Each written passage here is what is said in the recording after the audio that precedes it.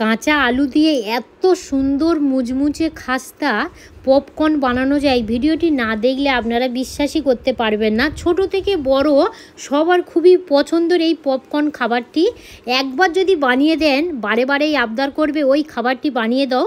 আর sauce দিয়ে খেলে ভীষণ মজার লাগে, টেস্টি হয়। বন্ধুরা, এক পিস আলু থাকলেই বাড়িতেই খুব সহজভাবে আপনারা পপকর্নটা বানিয়ে নিতে পারবেন, ভীষণ মজার লাগে।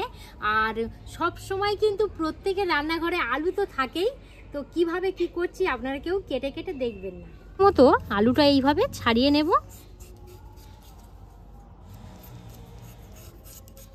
এবারে পিসটা কেমন করবেন এইভাবে দেখে নিন। ঠিক এইভাবে করে নিয়ে তিনটে ভাগে এইভাবে ভাগ করে দিয়ে এবারে ছোট ছোট টুকরো করে নেব। ঠিক এরকম শেপগুলো ঠিক এরকমই ভাবে কেটে নিয়েছি, এই দেখুন। এবার সরাসরি উনানের কাছে চলে যাব। কড়ার মধ্যে জল দিয়ে দেব। আরে ফুটে রাখা আলুর পিস গরম জলের মধ্যে দিয়ে দেব। এইভাবে গরম জলের মধ্যে দিয়ে দিতে হবে। এবারে যেটা করে নিতে হবে, হ্যাঁ, চামচ লবণ দিয়ে দিলাম। এবার আমি বলে রাখি, এখানে মিডিয়াম আছে 3 মিনিটের মতো জাল করে নেব। আলুটা কিন্তু সম্পূর্ণভাবে সিদ্ধ করলে হবে না, 50%-এর মতো সিদ্ধ করে নেব, তাহলে 3 মিনিট বাদে আবার ফিরে আসছি। এবারে চাপাটা খুলে নেব। আর এই দেখুন, আলুগুলো সম্পূর্ণ সিদ্ধ করলে হবে না, আমি তো বললাম 3 মিনিটের মতো ফুটিয়ে নিলেই হয়ে যাবে। এবার একটা পাত্রের মধ্যে তুলে নেব।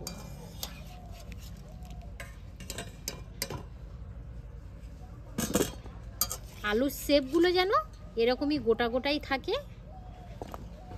কোটা নেওয়া হয়েছে, এই কোটা গুঁড়ো করে দেবো।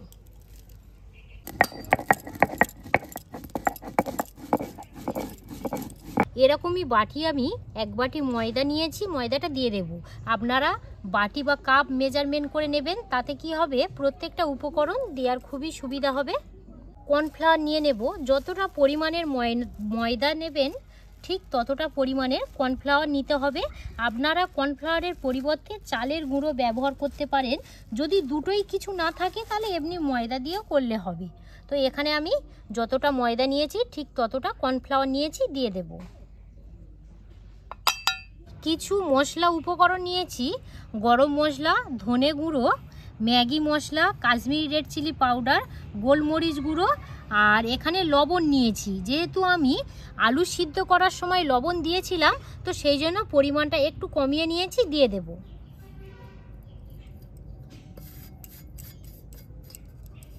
এবারে যেটা করতে হবে, প্রত্যেকটা উপকরণ এইভাবে ভালো করে মিশিয়ে নেব।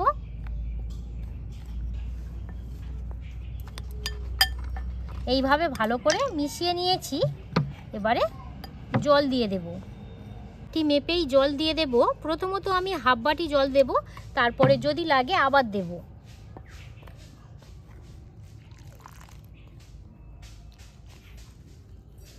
আরও হাফ বাটি নিয়ে নেব। আরও জল খাবে, তাহলে টোটাল এখানে আমি 1 বাটি জল ব্যবহার করছি। ভালো করে এইভাবে একটু মিশিয়ে নেব। আরও জল লাগবে না? আচ্ছা, আমি মিশিয়ে নিই, আবার যদি লাগে আবার দেব। এবার আমি ব্যাটারের ঘনত্বটা দেখাবো। এই দেখুন, ব্যাটারের ঘনত্বটা ঠিক এরকমই হবে, আপনারা দেখেই বুঝতে পাচ্ছেন। এই দেখুন, ময়দা নিয়ে নেব।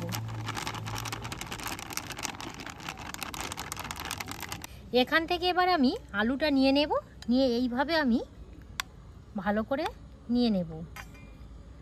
এখান থেকে নিয়ে এই ময়দার মধ্যে দিয়ে দেব। এবারে যেটা করতে হবে, উপর দিয়ে এইভাবে ময়দাটা ছড়িয়ে দেব। একদমই সহজ বন্ধুরা, আপনারা একবার দেখলেই খুব সহজভাবে বানিয়ে নিতে পারবেন। এইভাবে ময়দা দিয়ে ভালো করে কোট করে নিলাম, নিয়ে এবারে এইভাবে জাস্ট করতে হবে। দেখুন কত সুন্দরভাবে হয়ে গেল, দেখুন। এই দেখুন, এবারে একটা পাত্রের মধ্যে এইভাবে রেখে দিলাম। আরও একটা আমি দেখাচ্ছি, একদমই সহজ। এখান থেকে একটা আলু নিয়ে এইভাবে দিয়ে দিলাম, দিয়ে এখান থেকে নিয়ে এবার ময়দার মধ্যে এইভাবে দিয়ে দেব। ময়দার মধ্যে দিয়ে দেওয়া হয়ে গেলে জাস্ট এইভাবে উপর দিয়ে একটু ময়দাটা চারিদিক দিয়ে ছড়িয়ে দেবেন, তারপর হাত দিয়ে এইভাবে একটু একটা শেপ করে নেবেন। তারপরে এইভাবে একটু হাত দিয়ে যে এক্সট্রা যে ময়দাগুলো আছে সেগুলো ঝরে যাবে। এই দেখুন একদম পুরো রেডি।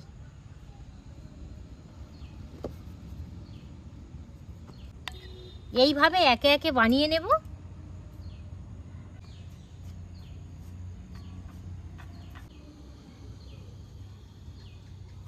এই দেখুন কত সুন্দর শেপগুলো আসছে, শুধু দেখুন। গরম তেলের মধ্যে এই শেপগুলো একে একে দিয়ে দেব।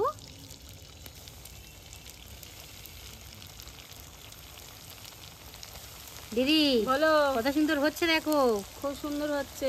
খুব সুন্দর হচ্ছে। হ্যাঁ,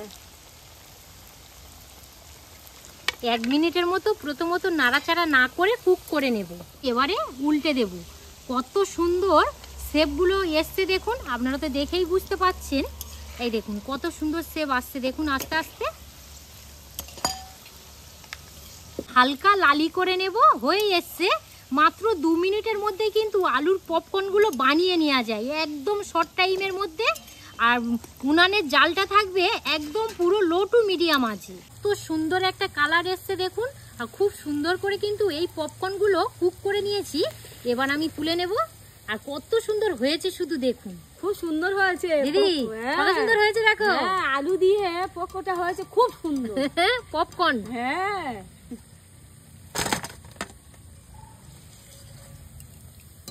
এইভাবে তেলটা ঝরিয়ে নেব। আরো একটা ব্যাচ ভেজে নেব। একদমই সহজ বন্ধুরা। দিদি বলো। কত সুন্দর লাগছে দেখো। খুব সুন্দর লাগছে। এই লাস্ট দিয়ে দিলাম বন্ধুরা। এতটাই আর কি অন্ধকার হয়ে গেছে, তো সেই জন্য দিদি আর আমি বাইরেতে চলে এসেছি। রান্নাঘরে তো এমনিতেই তো অন্ধকার হয়ে গাছপালা ছাওয়া। গাছপালা। তো আপনারা কিন্তু একবার হলেও এই আলু দিয়ে পপকর্নটা বানিয়ে খেয়ে দেখবেন। এবার আমি একটু উল্টে দেব। এবার এইভাবে উল্টে দিলাম। আর কত সুন্দর পাপড়িগুলো ছেড়েছে দেখুন। এই দেখুন খুব সুন্দর কিন্তু ছাড়ছে। খুব সুন্দর ছাড়ছে দিদি। হ্যাঁ, এইভাবে একটু উল্টে দেব। সুন্দর করে ভেজে নিয়েছি, এবার তুলে নেব।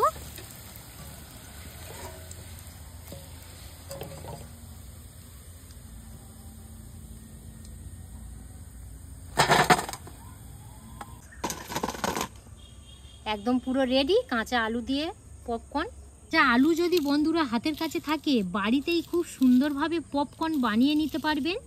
সকালের আড্ডা বা বিকেলের আড্ডা গরম গরম চার সাথে এই মুচমুচে যদি পপকর্নটা বানিয়ে খান, আমি কথা দিচ্ছি বারে বারেই বানিয়ে খাবেন। এত সুন্দর মুচমুচে এই পপকর্নটি খেতে ভালো লাগে।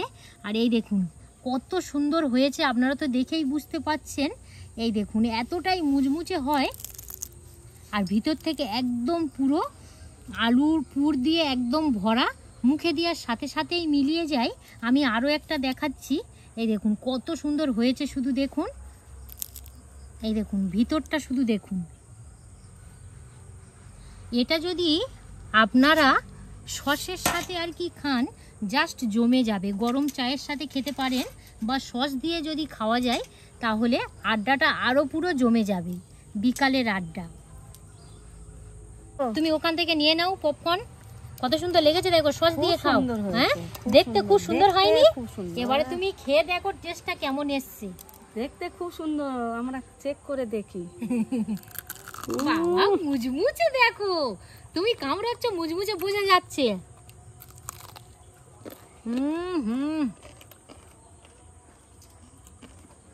ভিতরে যে আলুর যে একটা সেন্ট পাওয়া যাচ্ছে আর চারিদিকটা মুচমুচে, এর কিন্তু ফ্লেভার একদমই অন্যরকম। এটা নতুন খাবার গো, একদম নতুন খাবার। একদম নতুন খাবার। তো বন্ধুরা আমাদের রান্নাঘরে তো সব সময় তো আলু থাকেই, সব সময় থাকে। বেশি নয়, মাত্র একটা আলু দিয়ে অনেকগুলো পপকর্ন বানিয়ে নিতে পারবেন। গরম গরম চার সাথে খেতে পারেন বা সস দিয়ে খেতে পারেন। ভীষণ ভীষণ মজার লাগে। কেমন লাগলো বলো দিদি? খুব সুন্দর লেগেছে। খুব সুন্দর লেগেছে, সুস্বাদু খাবার। সুস্বাদু। দেখতে যতটি সুন্দর, খেতে কিন্তু অতুলনীয়। যদি আপনাদের এই ভিডিওটি ভালো লাগে অবশ্যই লাইক কমেন্ট শেয়ার করে পাশে থাকবেন। বাড়িতে অবশ্যই বানিয়ে খেয়ে তারপর আমাকে কমেন্ট করে জানাবেন কেমন হলো। আর যদি মালবিকা রান্নাঘর ফেসবুক পেজ থেকে দেখে থাকেন তাহলে প্লিজ পেজটি ফলো করে সাথে থাকবেন। আপনারা সবাই সুস্থ থাকবেন, ভালো থাকবেন, সাবধানে থাকবেন। আরও একটি নতুন পর্ব নিয়ে খুব তাড়াতাড়ি আবার আপনাদের সঙ্গে দেখা হচ্ছে। ধন্যবাদ জানাই।